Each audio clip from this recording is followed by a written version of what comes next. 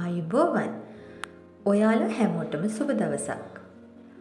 අද අපි කතා කරන්නේ යාළුවෝ එක්ක ඩ්‍රින්ක් එකක් ගන්නකොට පාවිච්චි කරන ඉංග්‍රීසි වචන ගැන. මේ වචන ගොඩක් වැදගත්. Then let's drink. මුලින්ම අපි බලමු බොනවා කියන පදය යොදන්නේ කොහොමද කියලා. මම beer බොනවා. I am drinking beer. I am drinking beer. beer වෙනුවට අපිට වෙන ඕනෑම පානයක නමක් යොදා ගන්න පුළුවන්. අපි ඊළඟට බලමු ලංකාවේ ජනප්‍රියම පානය තමයි අරක්කු කියන වචනය කියන පදය ඉංග්‍රීසියෙන් කියන්නේ කොහොමද කියලා. The most popular drink in Sri Lanka is arak. The most popular drink in Sri Lanka is arak. arak කියන්නේ අරක්කු වලට. අපි ඕඩර් කරන්න යනවා බියර් එකක්. අපි බියර් එකක් ඉල්ලනවා. බාර් එකකට ගිහිල්ලා නැත්නම් හෝටල් එකකට ගිහිල්ලා නැත්නම් යාළුවෙක්ගෙන් අපි කියනවා කරුණා කරලා මට බියර් එකක් දෙන්න. ඒක තමයි බියර් එකක් ඉල්ලන්න තියෙන පොලයිට්ම විදිහ. පොලයිට්ම විදිහක් ඒක. අපි කොහොමද ඉංග්‍රීසි වලින් කියන්නේ? Please give me a beer. Please give me a beer. ගොඩක් වෙලාවට ලංකාවෙන් ජය වේවා කියලා කියන වගේ පදයක් තමයි cheers කියලා කියන්නේ. ඩ්‍රින්ක් එකක් ගන්නකොට ගොඩක් වෙලාවට cheers කියන පදය දා ගන්නවා. ඊළඟට අපි බලමු තවත් වැදගත් වචනයක්.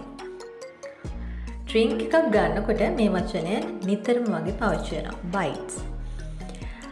bites වලට ඉංග්‍රීසි වලින් කියන තවත් සමාන පදයක් තමයි snacks කියන්නේ. අපිට ඕන වෙනවා තව බයිට් ටිකක් ගමුද කියලා අහන්න. ඉංග්‍රීසි වලින් අපි කොහොමද මේ තව බයිට් ටිකක් ගමුද කියලා අහන්නේ? Shall we get some more snacks? Shall we get some more snacks? ඒ වගේම වැදගත්ම වචනයක් තමයි ඇති කියන එක. මට දැන් ඇති කියන්න, මම බීලා ඉවරයි කියන්න. අපි ඇති කියන්න යූස් කරන්නේ enough. enough කියන වචනය. ඉවරයි කියන පාවිච්චි කරන්නේ finished කියන වචනය. අදට ඇති මචං. That's enough for today මචං. That's enough for today my friend. එහෙමත් නැත්නම් that's enough for today guys. ඒ වගේ පදයක් පාවිච්චි කරන්න පුළුවන්. ඊළඟට අපි බලමු මේ බීම් එක මේ ඩ්‍රින්ක් එක නියමයි එල කියලා කියන්නේ කොහොමද කියලා. මේක නම් නියමයි මචං. කොහොමද එහෙම ඒක ඉංග්‍රීසියෙන් කියන්නේ? This is great. This is great. This is great my friend. ඒ විදිහට අපිට පාවිච්චි කරන්න පුළුවන්. දැන් ඔන්න බීලා ඉවරයි. ඩ්‍රින්ක් එක අරගෙන ඉවරයි. දැන් අපිට ඕන කියන්න දැන් වෙලාව ඉවරයි. ගෙදර යන්න. දැන් වෙලාව ඉවරයි. ගෙදර යන්න ලෑස්ති වෙමු. Time's up now. Let's get ready to go home. Time's up now. Let's get ready to go home. ඒ වගේම අපි ඉන්නේ බාර් එකක නම් හෝටල් එකක නම් මේක ඩ්‍රින්ක් එකකදී විතරක් නෙවෙයි. ඇත්තටම වෙන ඕනෑම අවස්ථාවකදී වුණත් බිල ගේන්න පාවිච්චි කරන්න පුළුවන්.